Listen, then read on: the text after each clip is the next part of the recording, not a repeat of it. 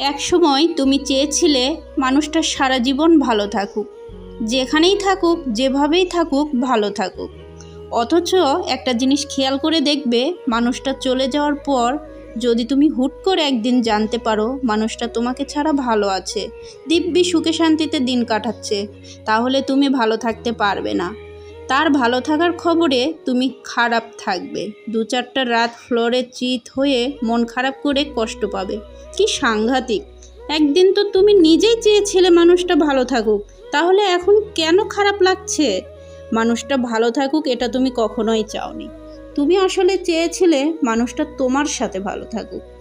অসচেতন মন আর অবচেতন মনের একটা বড় পার্থক্য হলো, অবচেতন মন যা ভালোবাসে সময়ের বিবর্তনে, সচেতন মন একটা সময় তা ঘৃণা করা শুরু করে।